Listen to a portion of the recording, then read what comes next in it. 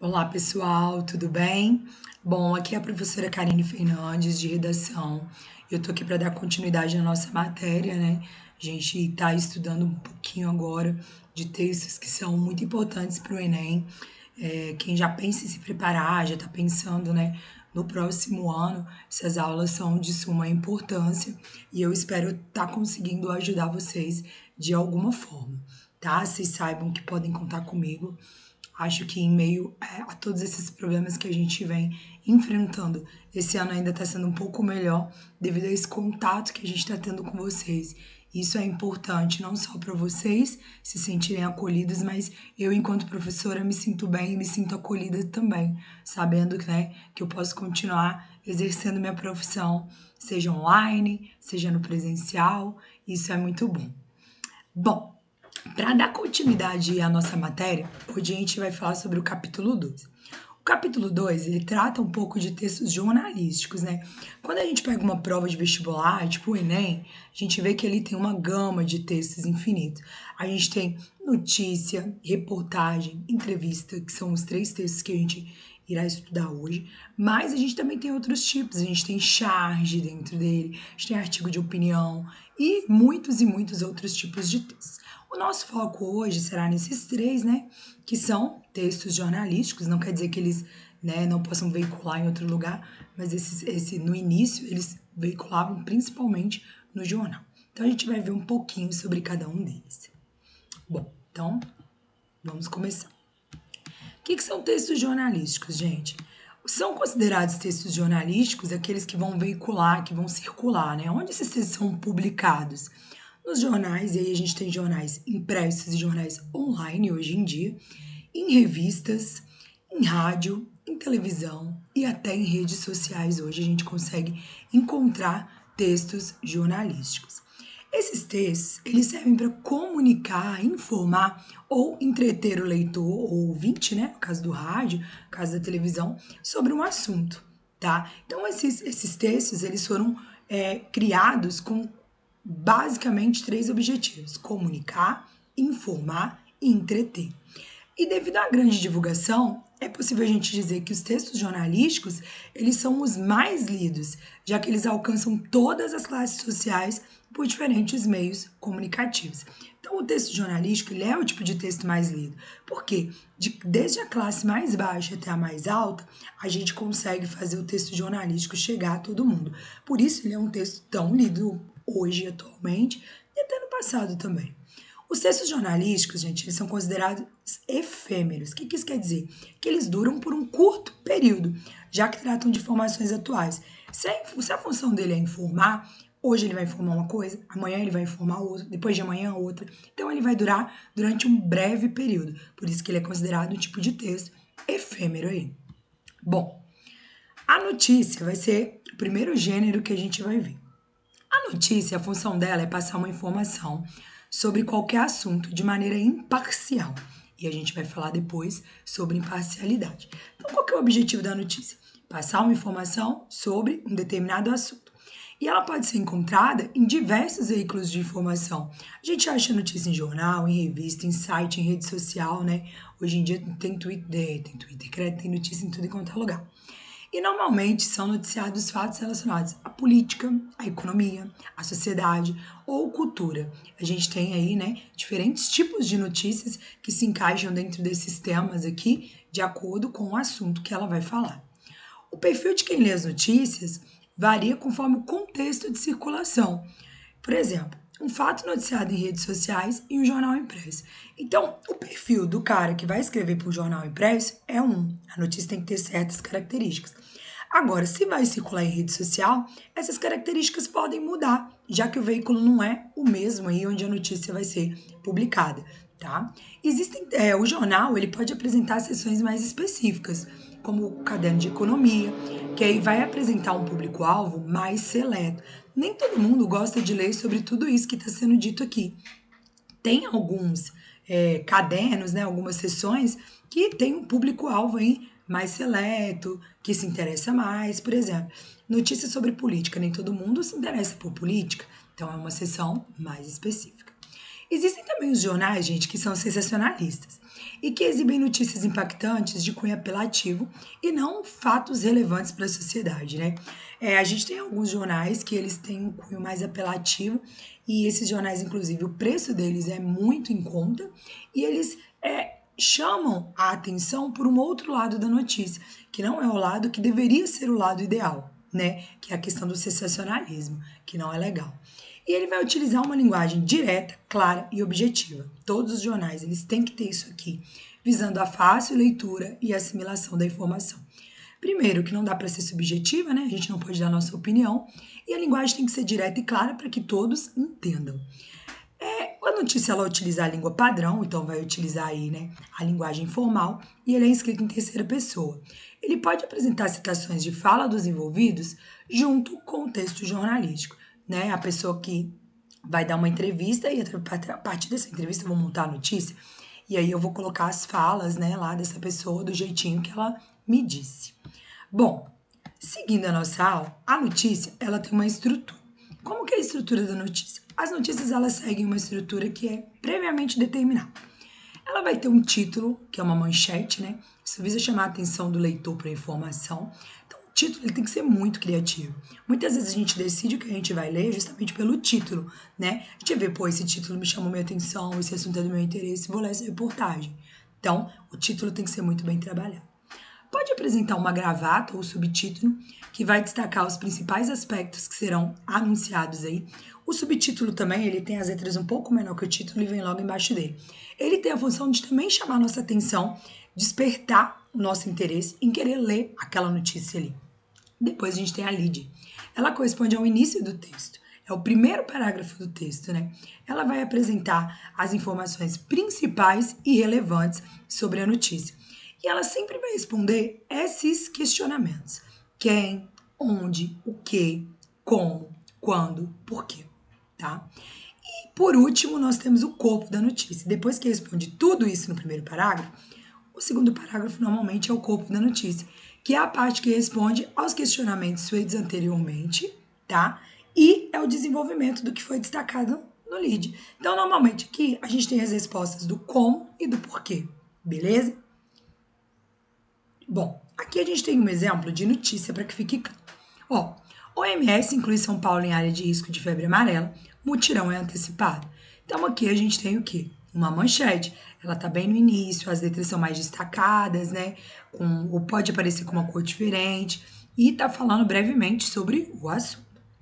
Aqui nós vamos ter a gravata ou o subtítulo.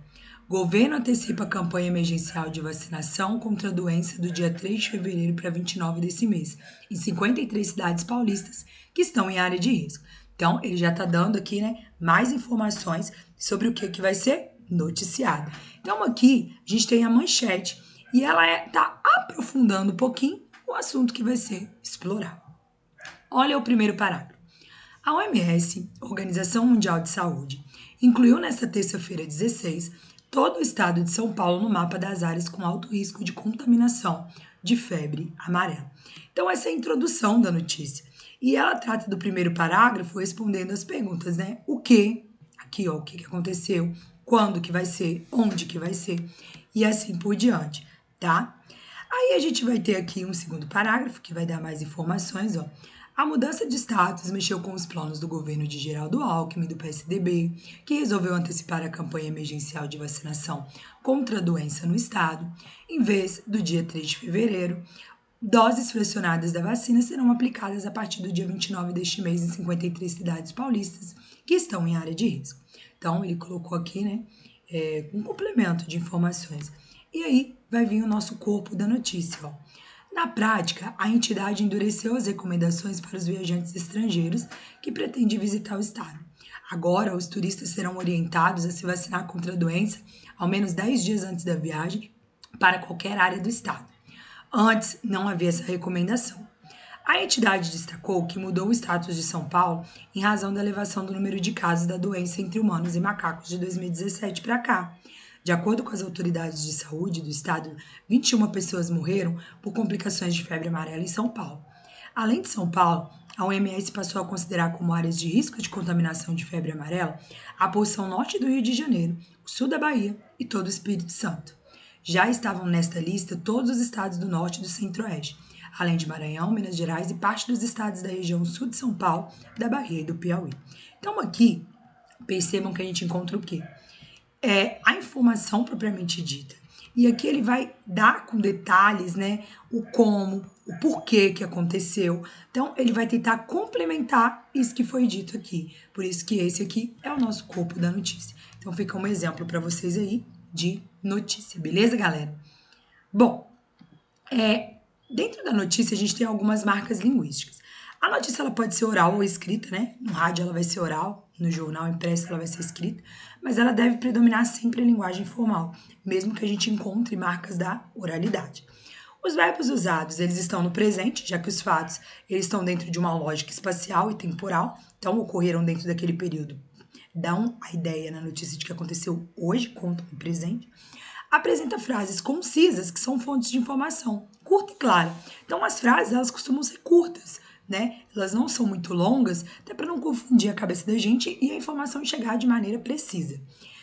Deve-se omitir a opinião explícita do jornalista, porém quase nenhum texto é neutro. Gente, todos os textos jornalísticos, ou esses que a gente está estudando, eles deveriam ser neutros, principalmente a notícia.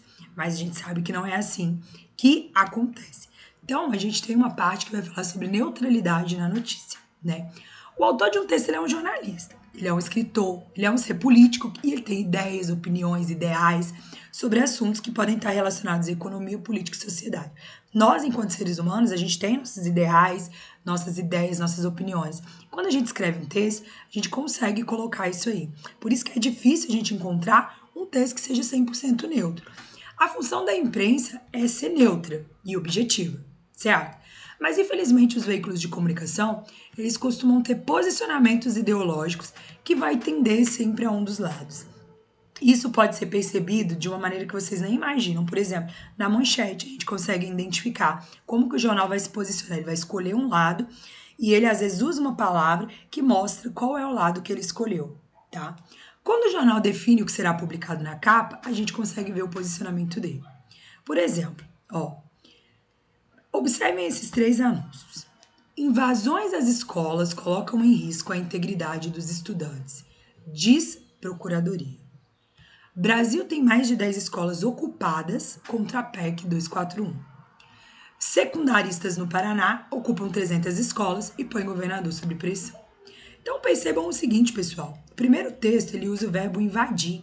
E aí, quem invade está cometendo um ato o quê? Ilegal. Então isso é criminoso, né? Então quando ele usa invasões às escolas colocam em risco a integridade dos estudantes, ele sugere o quê? Que os estudantes cometeram aí um ato ilícito, né? Um ato ilegal. Então mostra o posicionamento dele. Ele está do lado de quem então, né? Do governo.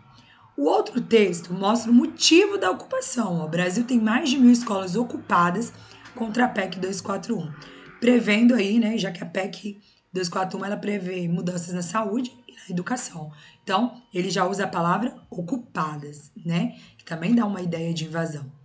E o último, ele vai destacar as consequências políticas do movimento. Quais que foram? O governador aí se encontrar sob pressão. Então, cada jornal, ele organizou a sua manchete conforme os seus interesses, beleza?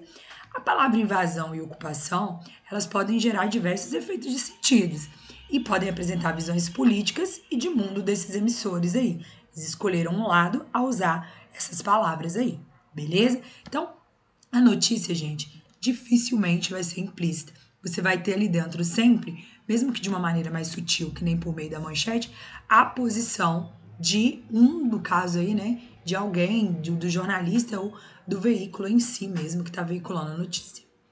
Bom, a gente tem também a reportagem, pessoal.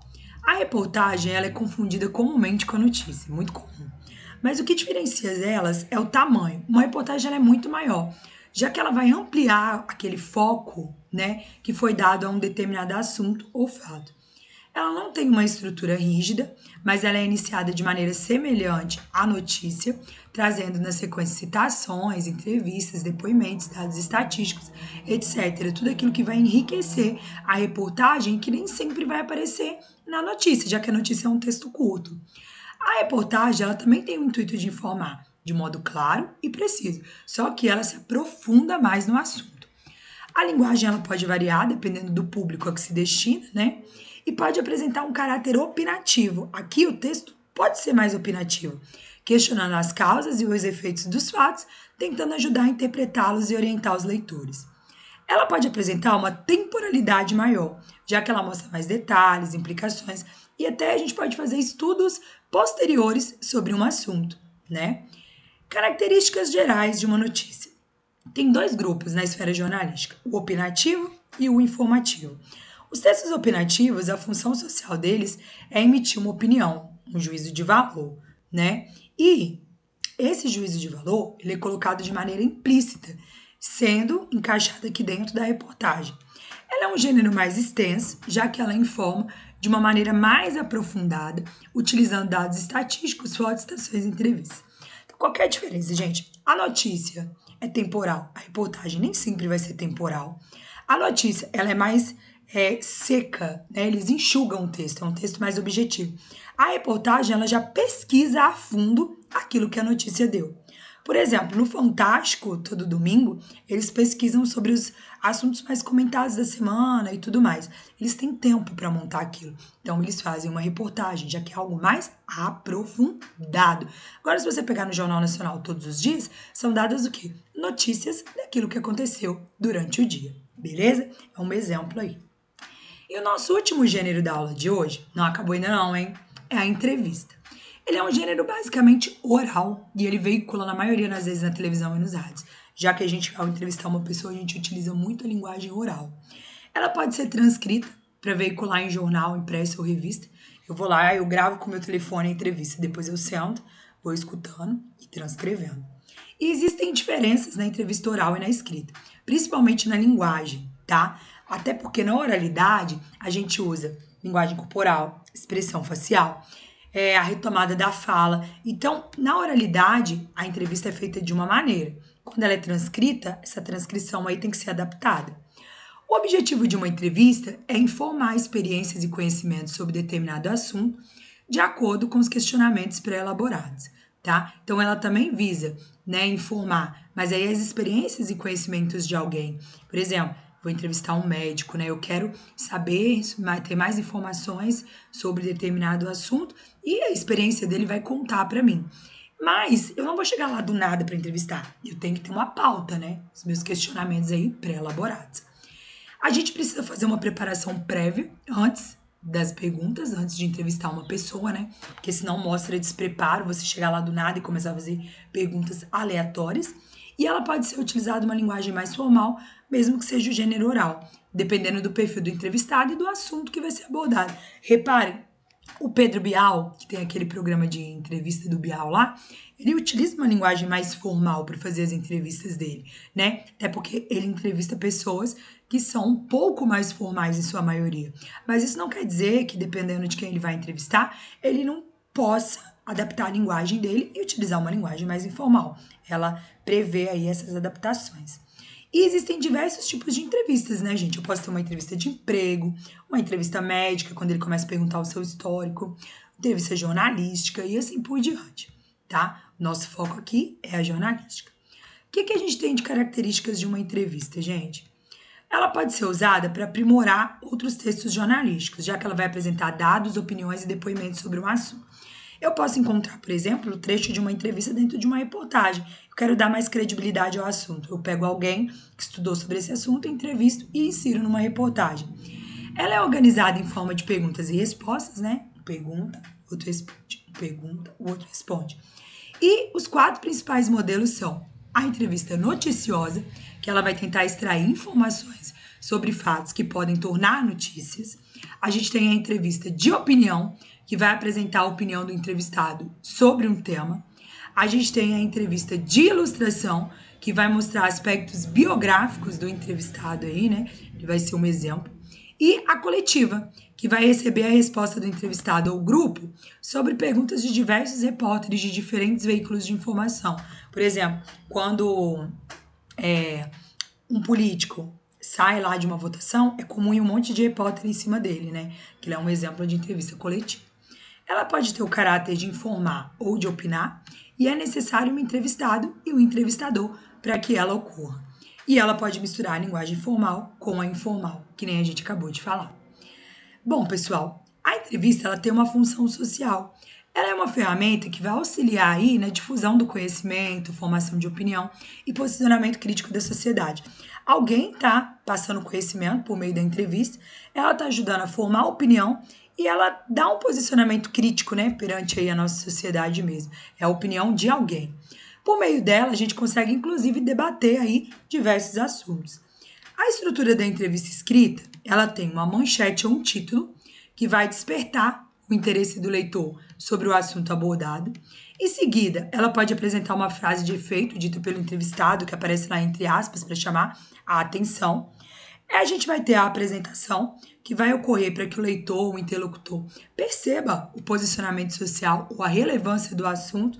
Por exemplo, a experiência profissional e os conhecimentos relativos à situação. Poxa, eu vou entrevistar um médico que é especializado em oncologia, que trata sobre câncer, e aí eu vou, né, fazer um pequeno parágrafo apresentando ele, onde ele trabalha, onde ele se especializou, por que vale a pena entrevistá-lo e assim por diante. Em seguida, vem as perguntas e respostas, que vai estabelecer a comunicação, né? Entrevistador pergunta, entrevistado responde, entrevistador pergunta, entrevistado responde. E é possível a gente ter entrevistas que não seguem esse roteiro e vão mostrar apenas perguntas e respostas. Então, em vez de seguir isso daqui, ela traz a manchete e começa a entrevista, não faz a apresentação. E outras podem retratar as falas usando o discurso indireto, aquilo que eu disse. Pode ser por meio do discurso indireto, pergunta e resposta, ou indireto. Eu gravo, depois eu escrevo, né, contando como foi a entrevista com as minhas palavras. Beleza? Bom, dentro de uma entrevista, a gente encontra algumas marcas linguísticas. É comum a gente encontrar marcas da oralidade dentro da entrevista. O aí, o né? O cara lá, ele vai escrever, né? Ele vai escrever e a pessoa que falou, aí, não sei o que, não sei o que, não sei o que. Ele coloca aspas e escreve aquele aí, que é uma marca da oralidade, na fala, né? É sempre colocada a fala em aspas, pra gente saber que é o entrevistado ali que disse aquilo. Por ser um diálogo, é utilizado o discurso direto, e aí a gente pode mesclar, né? Linguagem formal e informal. Os verbos, em sua maioria, vão apresentar no presente do indicativo, pois eles retratam momentos e assuntos atuais. E o tempo verbal pode oscilar. Você pode falar sobre passado e sobre o futuro. Então, não necessariamente, né? A gente vai ter somente presente do indicativo. Vai depender do meio que o entrevistador vai conduzir aí a entrevista. Beleza, pessoal? Bom, galerinha, nossa aula foi essa. Eu espero que vocês tenham gostado de conhecer um pouco mais, né, sobre esses textos jornalísticos. Qualquer problema que vocês tenham, qualquer dúvida, vocês podem falar comigo, que eu tô aqui disposta a ajudá-los. Espero que vocês estejam gostando da aula, esteja sendo produtivo para vocês e que ajude vocês aí, né, a entender um pouco mais sobre como funcionam os textos jornalísticos, beleza? Bom, é isso. Um beijo para vocês e até a nossa próxima aula.